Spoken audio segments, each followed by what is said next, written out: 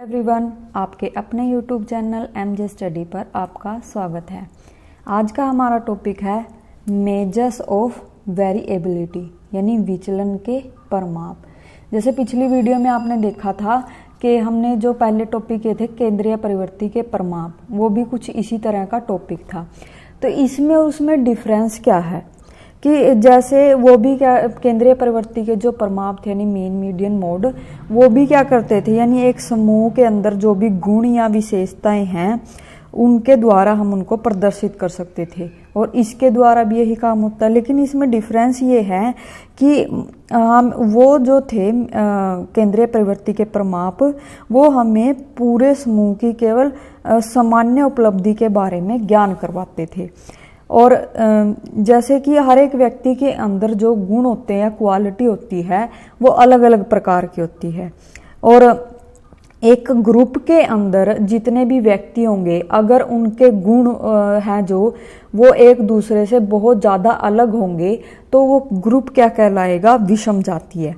और अगर एक ग्रुप के अंदर जो उनके गुण हैं उनमें थोड़ी बहुत समानता होगी तो हम उसे क्या कहेंगे, सजातीय। तो इस प्रकार से विषम जातीय और सजातीय इन लोगों की संख्या का पता लगाने के लिए विचलन के परमापों का प्रयोग किया जाता है। ये इसके अंदर डिफरेंस है कि वो सिर्फ हमारी सामान्य उपलब्धि के बारे में बताएगा और ये हर एक व्यक्ति की जैसे विषम जातीय और सजातीय लोगों की संख्या कितनी है समूह के अंदर, ये उन विचलनों का पता लगाता है। तो जो हमारे विचलन के परमाप थे वो चार प्रकार हैं इसके अंदर। सबसे पहले है हमारा प्रसार क्षेत्र या विस्तार, इसको हम रेंज बोल देते हैं। दूसरा है हमारा चतुर्थार्क विचलन या क्वार्टाइल डेविएशन। आगे है मध्यमान विचलन या average deviation. Fourth most important प्रमाणिक विचलन। इसमें से पेपर में क्वेश्चन बहुत पूछे जाते हैं या फिर इससे रिलेटेड सम भी पेपर में आ जाता है। प्रमाणिक विचलन होता है स्टैंडर्ड डेविएशन। सबसे पहले हम करते हैं प्रसार क्षेत्र। ये क्या होता है, ये सबसे सरल तरीका होता है वेरिएबिलिटी को मापने का। प्रसार क्षेत्र सबसे सरल और सामान्य परमाप है। सांख्यिकी में इसका प्रयोग सीमित है क्योंकि यह कम विश्वसनीय है।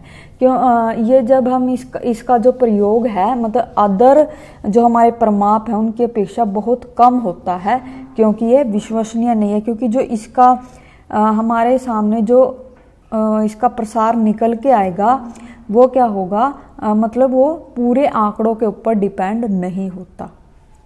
इसका हम फॉर्मूला देख लेते हैं। इसको R से डिनोट करते हैं। फॉर्मूला है इसका उच्चतम स्कोर माइनस निम्नतम स्कोर +1। ये इसका फॉर्मूला है। उदाहरण देख लेते हैं हम। इसके अंदर हमारे पास ये वैल्यू दी हुई है। अब हमें इसकी रेंज निकालनी है यानी विस्तार प्रसार। तो इसमें क्या है, हमारा फॉर्मूला था उच्चतम स्तर माइनस निम्नतम स्तर +1। तो इसके अंदर हम सबसे उच्चतम स्तर कौन सा है हमारा 55 और सबसे निम्नतम स्तर कौन सा है 0।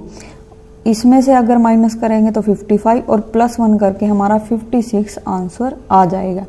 तो इस तरह से हम रेंज को निकालते हैं। अब इसके अंदर कमियां क्या क्या हैं, जैसे हमने अभी देखा कि जो हमने सम निकाला है वो क्या है, सभी जो हमारे पास सभी स्कोर हैं उनका विचलन बताता ही नहीं है। ये सिर्फ हमारे पास क्या है, जो सबसे निम्न है और सबसे उच्च है उन स्कोरों का ही सब रेंज बताता है। उसके बाद ये जो बीच वाली वैल्यूज है इनका हमें पता नहीं है। अगर हम इसको और इसको छोड़ के बीच वाली वैल्यू को हम चेंज भी कर देंगे तो भी रेंज के ऊपर कोई इफेक्ट नहीं पड़ेगा। सबसे बड़ी बात कि इसका साइकोलॉजी में और एजुकेशन में प्रयोग होता ही नहीं है क्योंकि यह विश्वसनीय नहीं है। उसके बाद आता है हमारा चतुर्थक विचलन। चतुर्थक विचलन हमारा होता है क्वार्टाइल डेविएशन। यानी चतुर्थक विचलन में हमारी जो आवृत्तियां दी हुई हैं उस आवृत्ति में 75 में प्रतिशांक यानी हमारे पास जो वैल्यू है उसमें 75% और 25 में प्रतिशत के बीच की यानी 75 - 25% और डिवाइडेड बाय 2 बीच की आधी दूरी होती है।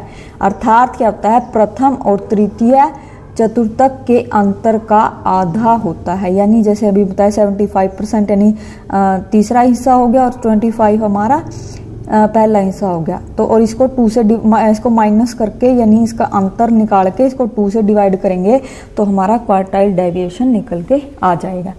अब हम देख लेते हैं कि अव्यवस्थित अंकों से चतुर्थक विचलन की गणना हम कैसे कर सकते हैं।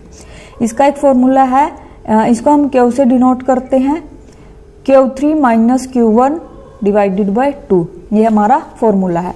अब हम ये देख लेते हैं कि Q3 और Q1 को कैसे निकालते हैं। जैसे पहले Q1 होता है हमारा n+1 divided by 4th item, और Q3 होता है हमारा Q3 में जैसे यहाँ पर 1 लगा हुआ था तो यहाँ 1 ही होएगा, यहाँ 3 है तो ये 3 हो जाएगा बाहर। तो n3 ब्रैकेट में n+1 और डिवाइडेड बाय 4th आइटम, ये Q3 और Q1 को निकालने का इसका फॉर्मूला है। अब एक उदाहरण देख लेते हैं। ये हमारे पास वैल्यूज दी हुई हैं। अब हम पहले इसको क्या करेंगे, आरोही क्रम में लगा लेंगे, यानी व्यवस्थित कर लेंगे इन अंकों को। जैसे इनको सीरीज में हमने लगा लिया, उसके बाद हमने सबसे पहले क्या करना है, Q1 निकालना है। Q1 है का फॉर्मूला था हमारा n+1 divided by 4th item. अब n कितने यानी हमारी संख्याएं कितनी है, 1 2 3 4 5 6 7 8 हमारी आइटम है। तो यहाँ पर n की जगह हमारा 8 आ जाएगा, +1 और डिवाइडेड बाय 4 यानी 9 डिवाइडेड बाय 4, ये हमारा आता है 2.25 आइटम। यानी ये आइटम यानी दूसरे नंबर पर 1 2 दूसरे नंबर पर ये आइटम है, और तो हमारा यहाँ पर Q1 जो निकल के आएगा 17 आ जाएगा। उसके बाद है हमारा Q3 के लिए फॉर्मूला था 3 ब्रैकेट में n+1 divided by 4th item, तो ये है 3 बाहर आ गया, 8th हमारी आइटम कितनी थी 8, यानी n हमारा 8 हो जाएगा, +1 डिवाइडेड बाय 4, इसको हम सोल्व करेंगे तो 27 डिवाइडेड बाय 4 हमारा आंसर आ सकता है इसका 6.75 आइटम। यानी ये मतलब 6 से ज़्यादा हो गया और 7 के आसपास हो गया, यानी हमें 7th आइटम यहाँ पर लेनी पड़ेगी। जब उसके अंदर हम काउंट करते हैं 7th आइटम तो हमारा वहाँ पर 25 वैल्यू दी हुई है। अब हम इसको फॉर्मूले के अंदर पुट कर देंगे। जैसे हमारा Q3 आया था 25 और Q1 आया हमारा 17 और डिवाइडेड बाय 2, यहाँ पर इसको फॉर्मूले में पुट करके हमारा जो आंसर निकल के आता है वो हमारा 4 आंसर हो जाता है। उसके बाद है हमारा व्यवस्थित अंकों से चतुर्थक विचलन की गणना। अब वो तो थे अव्यवस्थित यानी अनग्रुप्ड आंकड़े जो, उनका हम क्वार्टाइल डेविएशन कैसे निकालेंगे। ये था कि अगर हमारे आंकड़े ग्रुप में दिए हुए हैं तो उनका हम क्वार्टाइल डेविएशन कैसे निकालेंगे। फॉर्मूला सेम है, Q3 minus Q1 divided by 2। अब यहाँ पर Q1 और Q3 को निकालने का फॉर्मूला है जो वो बदल जाता है, क्योंकि जो Q1 है जैसे हमने मीडियन किया था, मीडियन के अंदर हमने फॉर्मूला लगाया था, ये कुछ उसी तरह से हो जाता है। जैसे हमने लिखा था L plus n divided by 4 minus CF और डिवाइडेड बाय F और इनटू में CI, ये Q1 को निकालने का फॉर्मूला है। Q3 में बस हम सिर्फ यहाँ पर क्या चेंज करेंगे, इसके बाहर 3 लगा देंगे, यानी इसको 3 से मल्टीप्लाई कर देंगे। L प्लस 3 ब्रैकेट में n divided by 4 minus CF divided by F और इनटू में CI। ये मैंने आपको बता रखी, अभी बता दूंगी कि ये वैल्यू क्या होती है। जैसे L, ये आपको पता ही होगा कि जो हमारी लोअर लिमिट होती है ये हमारी L होती है, N हमारी नंबर ऑफ आइटम्स होती हैं, CF हमारी क्लास इंटरवल होती है, और क्लास इंटरवल नहीं, क्यूमुलेटिव फ्रीक्वेंसी, और F होती है हमारी फ्रीक्वेंसी, CI हमारी क्लास इंटरवल होती है। अब हम एक सम देख लेते हैं। हमारी क्लास इंटरवल दी हुई है और ये हमारी फ्रीक्वेंसी है। टोटल नंबर ऑफ आइटम्स हमारी यानी 30 है। अब हमें क्या करना है, इसका CF यानी क्यूमुलेटिव फ्रीक्वेंसी इसकी निकालनी है। अब हम वो कैसे निकालेंगे, हमारे पास क्लास इंटरवल और सिर्फ फ्रीक्वेंसी दी हुई है, तो जैसे हमारी जो ये क्लास इंटरवल की आइटमें हैं वो अगर ऊपर की तरफ बढ़ रही हैं तो हम नीचे से जोड़ना स्टार्ट करेंगे, और अगर ये ऊपर से नीचे की तरफ बढ़ रही हैं तो हम ऊपर से जोड़ना स्टार्ट करते हैं। इस बात का यहाँ पर ध्यान रखा जाता है। जैसे हम इसको जोड़ते हैं, ये क्योंकि ये नीचे से बढ़ रही है तो हम यहाँ नीचे से जोड़ना स्टार्ट करेंगे। यहाँ पर जो वैल्यू 1 दी हुई है वो एज इट इज आ जाएगी 1 1। अब इस 1 के अंदर सेकंड वाली आइटम को ऐड कर देंगे 1 1 2, फिर इसको इसके अंदर ऐड कर देंगे 2 2 4, 4 + 3 7, 7 + 3 10, 10 + 6 16, 16 + 5 21, 21 + 4 25, 25 + 2 27, 27 + 2 29, 29 + 1 30। ये हमारी ऐसे क्यूमुलेटिव फ्रीक्वेंसी निकल के आ जाती है। अगर हमारी वैल्यू ऊपर से यानी 15 से 19 20 से 24 ऐसे दी होती तो हम ऊपर से जोड़ना स्टार्ट कर देते। यहाँ पर 1 आ जाता, 1 में 2 3, 3 में ऐसे 5, ये हमारी इस तरह से बन जाती।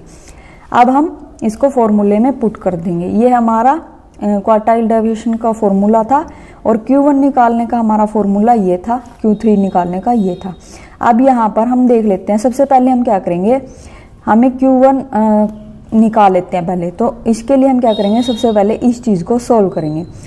n / 4, n कितनी है हमारी नंबर ऑफ आइटम 30 है, 30 / 4 तो ये हमारा निकल के आता है 7.5।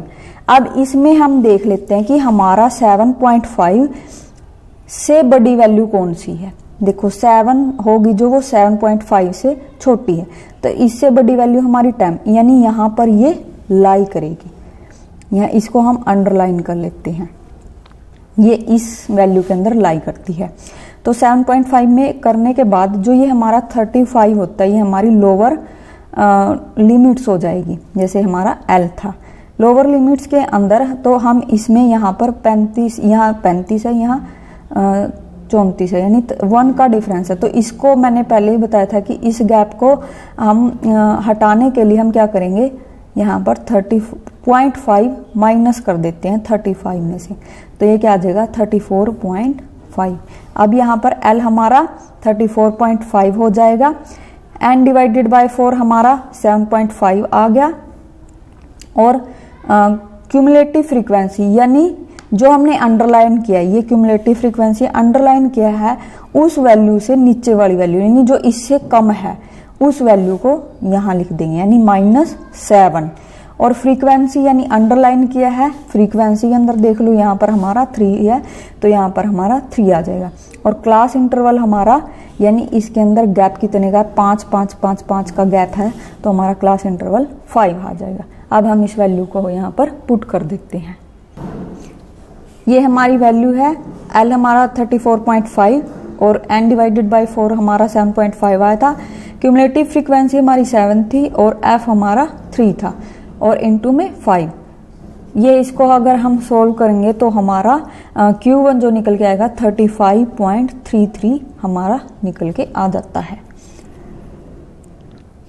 अब हम Q3 को सोल्व करते हैं। Q3 को सोल्व करने के लिए सबसे पहले हमें ये चीज़ सोल्व करनी पड़ेगी। इसके लिए हमें ये हमारा 3 बाहर रहता है और ब्रैकेट में n हमारा हो गया 30 / 4। इसको हम जब सोल्व करते हैं तो हमारा 22.5 निकल के आता है। अब हम क्यूमुलेटिव फ्रीक्वेंसी में देखते हैं कि जो हमारा 22.5 है वो कहाँ पे लाई करता है, यानी इससे बड़ी संख्या कौन सी है। यहाँ पर देखो 21 22.5 से कम है, लेकिन 25 वाली जो हमारी क्यूमुलेटिव फ्रीक्वेंसी है वो इससे ज़्यादा हो जाएगी, यानी ये यहाँ पर लाई करेगा। इसको हम अंडरलाइन कर लेंगे। अब इसके अंदर हमारा जो L हो जाता है, यानी यहाँ पर 50 है तो हमारा कितना हो जाएगा 0.5 लेस करके 49.5। यहाँ पर L हमारा 49.5 हो जाएगा। इसको हमने सोल्व कर लिया था, ये था हमारा 22.5।